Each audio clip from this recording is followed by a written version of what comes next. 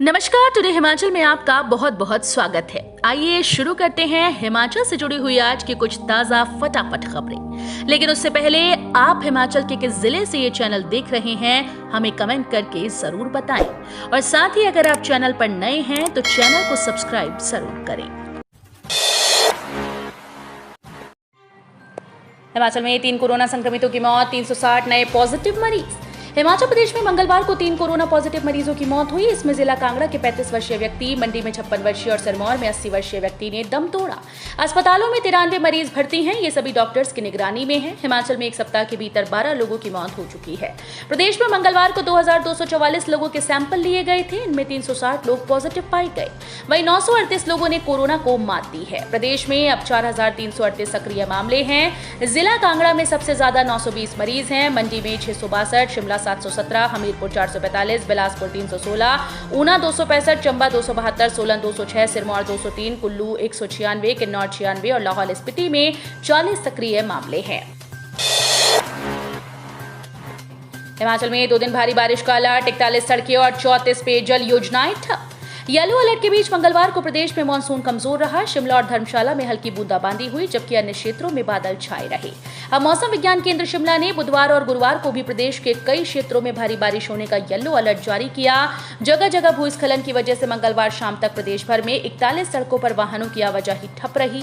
27 बिजली ट्रांसफार्मर और 34 पेयजल योजनाएं बंद रही। इसमें लोगों की दुश्वारियां बढ़ गई। वहीं 36 घंटे की कड़ी मशक्कत के बाद सीमा सड़क संगठन ने ग्राम्फू काजा हाईवे बहाल कर दिया। छतड़ू और कोकसर में फंसे 57 छोटे बड़े वाहनों को आर पार किया गया। छत्तीसगढ़ के मुख्यमंत्री से मिला नई पेंशन स्कीम कर्मचारी महासंघ। हिमाचल प्रदेश नई पेंशन स्कीम कर्मचारी महासंघ का प्रतिनिधिमंडल ने राज्य अध्यक्ष प्रदीप ठाकुर की अध्यक्षता में छत्तीसगढ़ के मुख्यमंत्री भूपेश बघेल से शिष्टाचार भेंट की। महासंघ नेताओं ने छत्तीसगढ़ में पुरानी पेंशन बहाल करने के लिए उनका हिमाचल के समस्त कर्मचारियों की ओर से धन्यवाद किया। बघेल ने महासंघ नेताओं से कहा कि हिमाचल में वर्तमान सरकार पेंशन बहाल नहीं करती तो उनकी पार्टी की सरकार सत्ता में आते ही प्रदेश में भी पुरानी पेंशन बहाल करेगी। महासंघ अध्यक्ष प्रदीप ठाकुर ने कहा कि भूपेश बघेल से पुरानी पेंशन बहाली के विषय में कुछ देर चर्चा की, जिसमें उन्होंने बताया कि छत्तीसगढ़ के कर्मचारियों के लिए हमने पूरी तरह से पेंशन बहाल कर दी है। शिक्षक के तबादले पर फूट फूट कर रोने लगे बच्चे, खाना भी नहीं खाया, वीडियो वायरल। हिमाचल प्रदेश के चंबा जिले के एक स्कूल में शिक्षक के तबादले पर छात्र छात्राएं उनसे गले लगकर फूट फूट कर रोने लगे।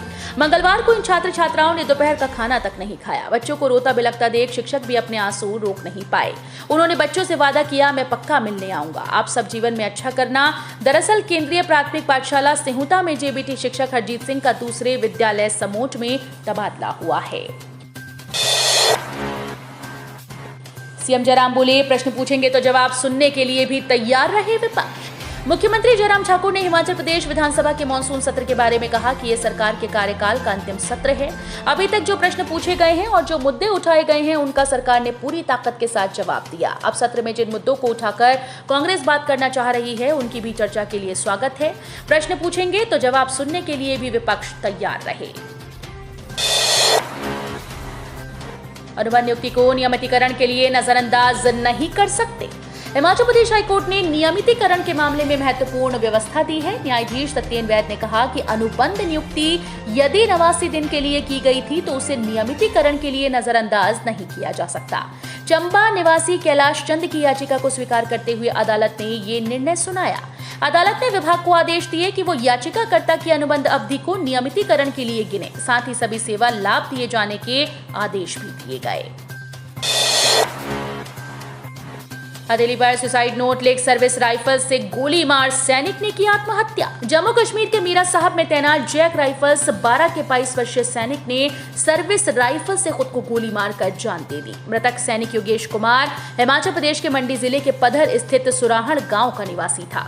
सोमवार देर रात 12:30 बजे खुद को सिर पर गोली मार दी। बताया जा रहा है कि घटना के वक्त वो सैनिक क्वार्टर गार्ड नाइट ड्यूटी पर था। घटना का पता चलते ही अन्य सैनिक उसे सेना अस्पताल में ले गए, जहां चिकित्सकों ने उसे मृत घोषित कर दिया।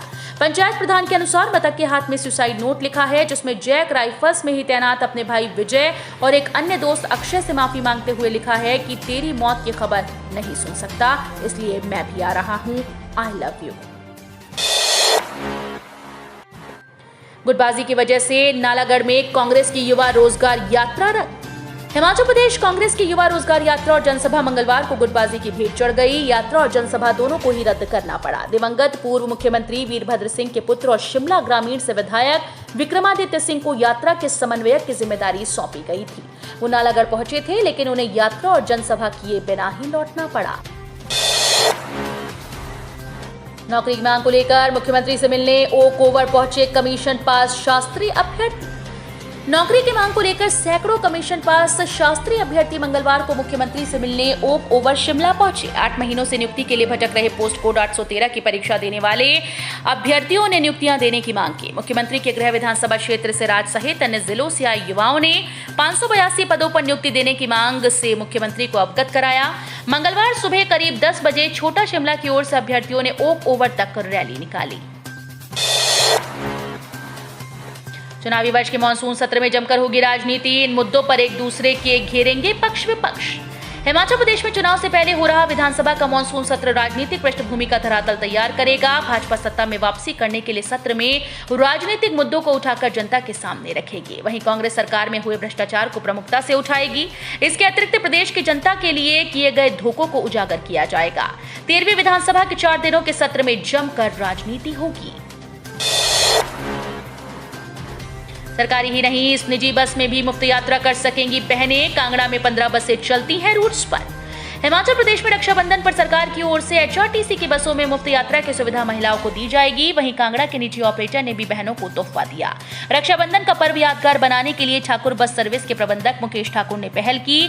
ठाकुर बस सर्विस की बसों में बहनों को मुफ्त यात्रा की सुविधा दी जा रही है। ठाकुर बस सर्विस के बेड़े में करीब 15 बसें हैं और ये बसें अलग अलग रूट्स पर चलती हैं। हिमाचली बिजली बोर्ड में अब सिर्फ टीमेट जूनियर शब्द हटा, 100 इलेक्ट्रीशियन के पद भरने की स्वीकृति। राज्य बिजली बोर्ड में अब टीमेट व हेल्पर का पद होगा। इसके आगे लगा जूनियर शब्द हटा दिया गया है। वहीं बोर्ड में जेओए के पद भरने के लिए आरएनपी बनाने को भी स्वीकृति दी गई। सोमवार को मुख्य सचिव आरडी धीमान की अध्यक्षता में हुई बैठक में इन प्रस्तावों को स्वीकृति मिली। मुकेश बोले, मानसून सत्र में कांग्रेस ओपीएस को मुद्दा बनाएगी। राकेश सिंघा ने सरकार को बताया बागवान विरोधी। हिमाचल प्रदेश विधानसभा का मानसून सत्र कल से शुरू हो रहा है। इससे एक दिन पहले मंगलवार को शिमला में सर्वदलीय बैठक का आयोजन किया गया। सर्वदलीय बैठक के बाद नेता प्रतिपक्ष मुकेश अग्निहोत्री ने कहा कि ओपीएस के मामले में विपक्ष सदन में और सदन के बाहर सरकार को घेरेगा। उन्होंने कहा कि सरकार ने सत्ता में रहते हुए कर्मचारियों से धोखा किया है। सरकार कर्मचारी विरोधी है। फॉरेस्ट गार्ड को शराब पिलाई और वन विभाग के थाने से लकड़ी से भरे 3 ट्रक ले गए तस्कर। वन विभाग के अंब सर्कल के तहत करीब 1 सप्ताह पहले रेंज ऑफिसर ने 3 वाहनों को अवैध रूप से लकड़ी ले जाते हुए पकड़ा था और वाहनों को हिरासत में लेकर टटेहड़ा वन विभाग के थाने में खड़ा किया। टटेहड़ा थाने का इंचार्ज उस दिन छुट्टी पर था, तो उसकी जगह एक वन रक्षक को कार्यभार दिया गया। तस्करों ने वन रक्षक को साथ मिलाया और उसके साथ शराब पी। वन रक्षक अधिक नशे में मामले को समझ नहीं पाया। इतने में तस्कर हिरासत में रखे तीनों वाहन ले उड़े और उन्होंने लकड़ी को अन्य राज्य में जाकर बेच दिया। तो ये थे हिमाचल प्रदेश से जुड़े हुए आज के ताजा तरीन समाचार। उम्मीद करते हैं आपको जरूर पसंद आए होंगे। थोड़े से भी पसंद आए हो तो चैनल को सब्सक्राइब और वीडियो को लाइक करना बिल्कुल ना भूलें।